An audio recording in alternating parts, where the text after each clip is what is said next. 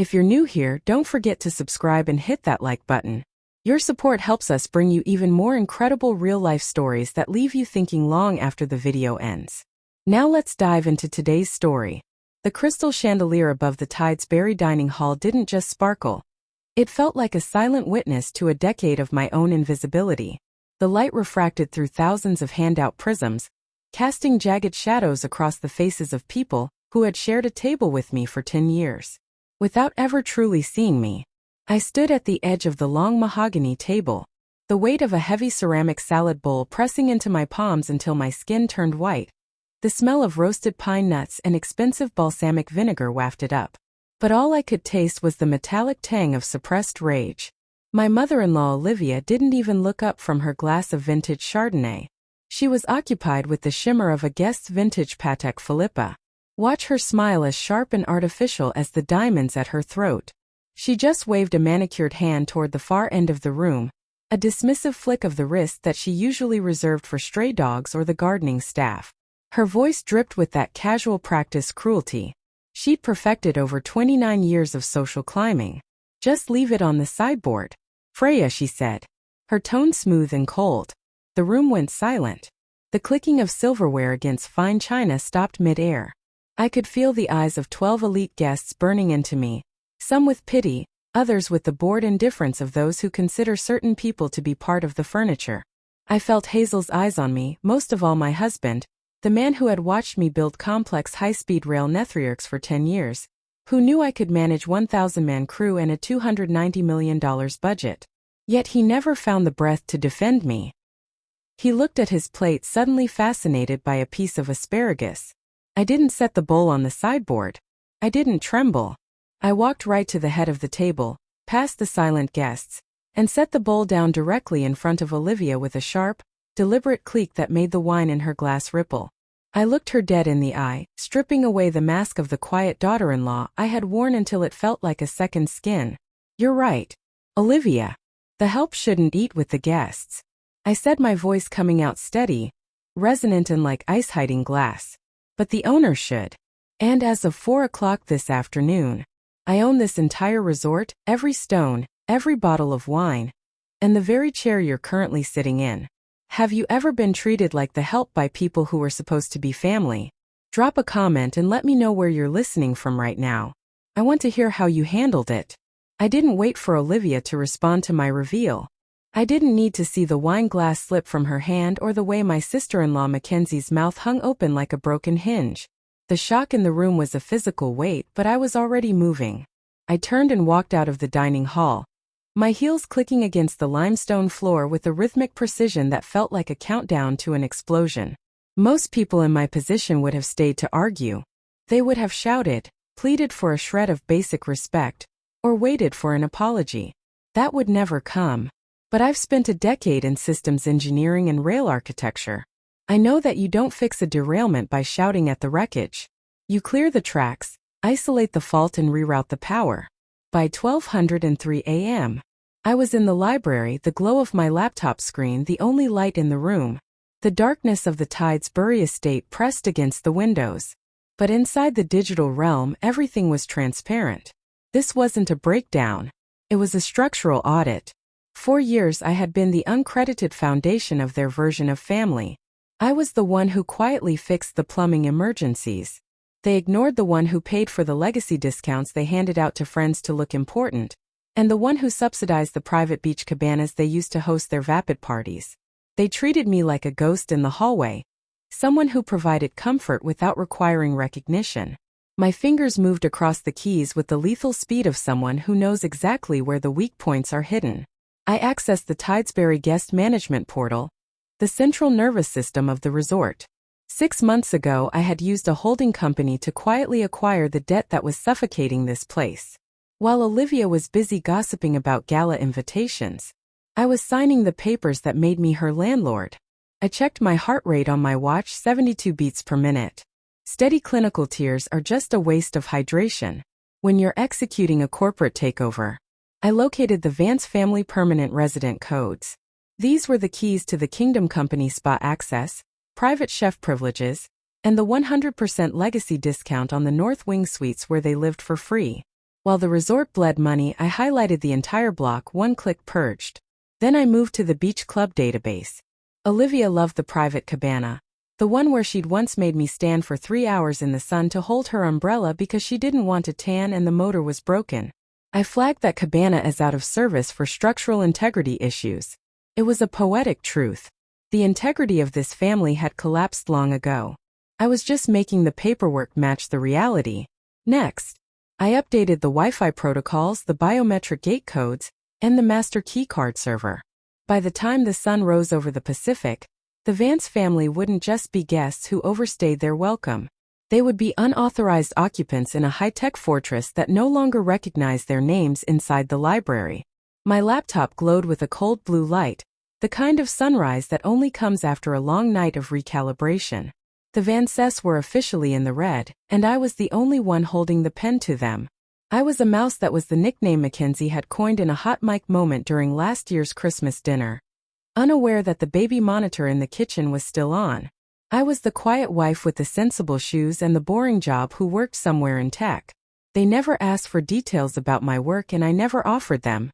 They were too busy discussing the texture of their caviar to understand that I was the lead systems architect responsible for the high-speed rail corridor that moved 3 million people a day across the coast. They lived in a world of appearances. I lived in a world of load-bearing walls and data packets while Olivia was busy auctioning off her vintage designer bags on the side, just to keep her credit cards from being declined. I was designing digital nervous systems for $500 million infrastructure projects. I didn't spend my quarterly bonuses on diamonds or social club memberships. I didn't need a status symbol to tell me who I was. I spent that money on land. I spent it on a $14,400,000 acquisition fund. I've spent 11 years being the invisible pillar of this family. I was the one who paid for Mackenzie's influencer masterclass in Tulum when her credit card was declined at the check-in desk, making sure she didn't look poor in front of her followers. I quietly topped off Hazel's emergency fund 3 times in the last year alone when he overspent on his classic car hobby, wanting to protect his ego from his mother's sharp tongue. I did it because I believed in the contract of marriage that you support the people you love. But I had failed to realize that they didn't love me. They loved the convenience I provided Hazel. Hazel was the hardest variable to calculate in my audit. I'd watch him at these dinners, sitting there like a marble statue while his mother carved me open with her words. He wasn't a bad man in the traditional sense. He didn't hit, he didn't cheat, but he was a paralyzed one looking at him from across the library. Now I realized he was trapped in a classic cycle of learned helplessness. Olivia hadn't just raised a son. She'd built a psychological prison around him brick by brick, until he forgot there was a world outside her approval. When you're raised by a narcissist who punishes every act of independence as a betrayal, you eventually stop trying to fight. You learn that silence is the only way to avoid the scorching spotlight of their rage. Hazel didn't stay quiet because he agreed with her. He stayed quiet because in his mind, the predator was always bigger than the prey. He was stuck in a thick fog, fear, obligation and guilt that made him a permanent spectator in his own marriage. He was waiting for a permission slip to be a man that Olivia would never sign. But as I sat in that library watching the server logs scroll by, I realized I couldn't inhabit his cage anymore. My compassion had been a luxury they'd overdrafted for over a decade, and the account was now empty. I'd been the silent investor in their version of family, but the dividends were non-existent and the debt was crushing my soul. I closed the lid of my laptop. For 11 years, I'd been the ghost in their machine, the one who kept the gears greased and the lights on while staying out of the frame. But ghosts eventually stop haunting. They just move on, and when the foundation leaves, the whole structure starts to scream. The next morning, the air in the estate was thick with a tension you could cut with a knife. I was in the kitchen pouring myself a black coffee, when I heard the familiar rhythmic tap of Mackenzie's designer heels. She didn't come in alone. She had her phone mounted on a gimbal, the ring light reflecting in her eyes, like a predatory animal. She didn't ask if I was Oka. After the help comment last night, she didn't even acknowledge the bombshell I had dropped in her world. If it wasn't on her feed, it wasn't real. She pointed the camera at me while I was rinsing a mug, and here we have the assistant in her natural habitat. Mackenzie chirped into the lens, her voice reaching that high-pitched performative tone. she used for her 290,000 followers. Point of view. When your brother's wife tries to claim she owns the place because she had one too many mimosas at brunch. Isn't she precious? So dedicated to the aesthetic of service. She was monetizing my humiliation in real time. This was the Vance family brand extraction. They extracted my labor, my silence, and now my dignity for digital engagement. A chime echoed from my pocket. It was the family group chat. Olivia had pinned a message at the very top for everyone to see regarding Freya's unfortunate outburst last night. We believe the altitude and the stress of her little project at work have caused a temporary mental episode. Please treat her with the gentle pity she deserves. Hazel and I have decided to overlook her delusions for the sake of the family gala tonight. The gaslighting was masterful. In one paragraph, Olivia had transformed my factual ownership into a psychiatric symptom. She wasn't just ignoring the truth. She was rewriting reality to keep her hierarchy intact. I looked at Mackenzie through the chrome reflection of the espresso machine. She thought she was the director of this story. She thought I was just a prop in her day in the life of a socialite vlog. I took a slow sip of my coffee. The heat was grounding. Anger is a volatile fuel. It burns out too fast and leaves too much ash. I was switching to something more sustainable: cold corporate execution. My phone buzzed again. It wasn't the group chat this time. It was an encrypted message from Ethan, the property manager I had secretly retained 3 months ago. Management files prepped, legal team is on standby at the gate. We're ready when you are, boss. The manager's office was a sanctuary of glass and dark oak tucked away from the sprawling, noisy opulence of the main guest wings. When I walked in, Ethan didn't stand up to give me a polite guest-facing smile. He simply pushed a heavy leather binder across the desk toward me. The holding company is officially the sole owner. Freya. The deed was recorded and the title cleared at 4:02 p.m. yesterday. I opened the binder. The pages were a symphony of cold, hard facts. For years, Olivia had treated the North Wing as her personal boarding house, charging her socialite friends maintenance fees that never actually touched the resort's accounts. Mackenzie had been using the Grand Ballroom for influencer events that cost the resort $11,000 in labor, catering, and security, all billed to an account that didn't exist, effectively stealing from the resort's operational budget.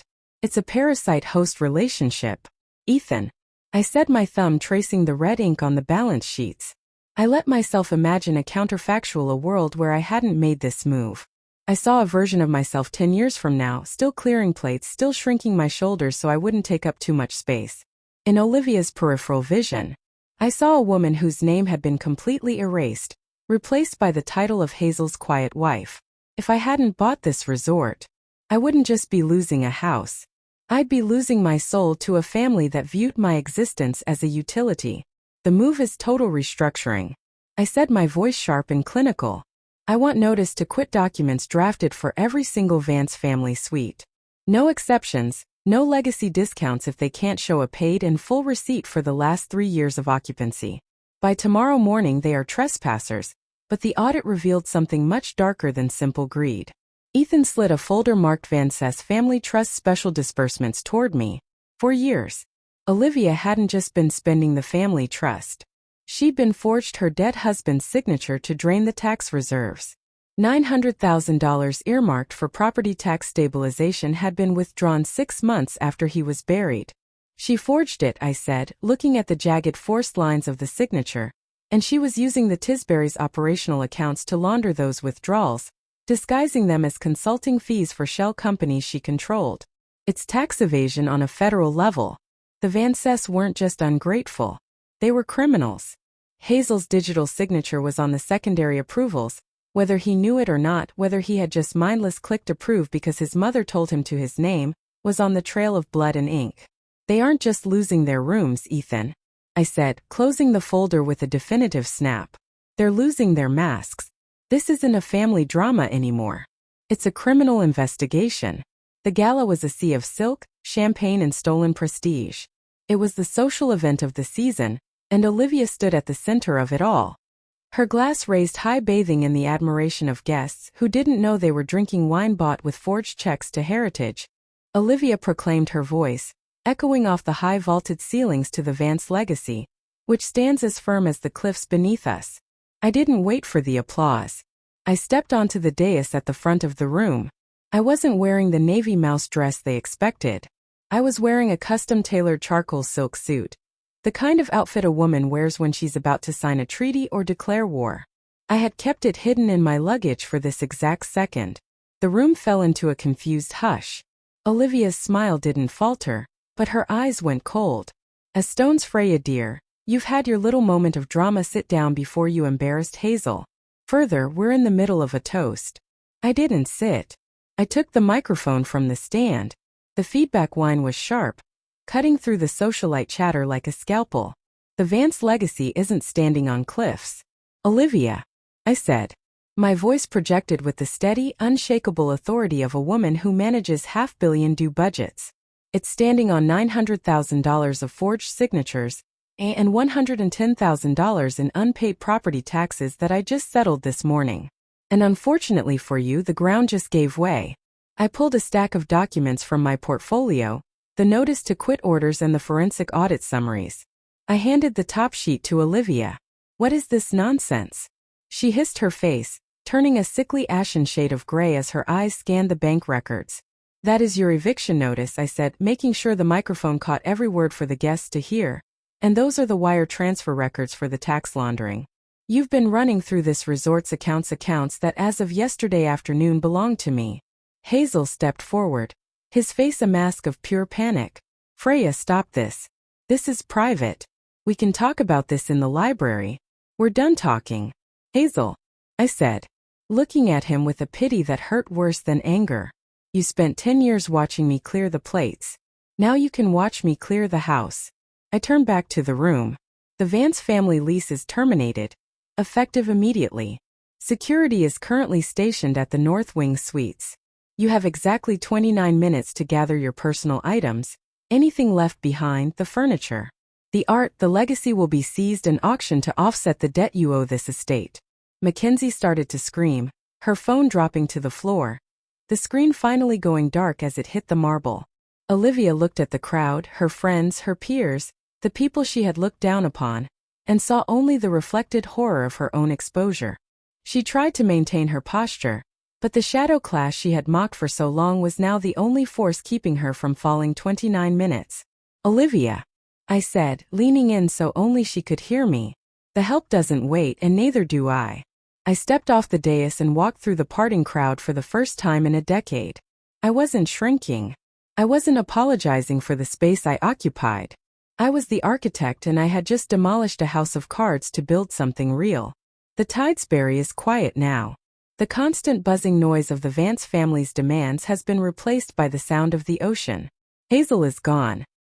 He went with his mother, still unable to break the tether even as it dragged him into a legal nightmare. The North Wing is currently being renovated. I'm turning it into a creative residency and a hub for young architects and engineers, people who actually build things instead of just consuming them. I sat on the cliffside this morning with a coffee, the wind whipping off the Pacific. I opened my old Vance family spreadsheet on my laptop. I looked at the names, the debts, the years of overlooked slights. I didn't feel a single sting of regret. I didn't feel the need to cry. I just felt the immense, quiet satisfaction of a complex system finally brought back into balance. My finger hovered over the trackpad. I selected the entire directory. I hit delete. My story ends here. If you feel that this story is meaningful and brings useful lessons, please like and subscribe to the channel to support me. Thanks for listening and see you in the next videos.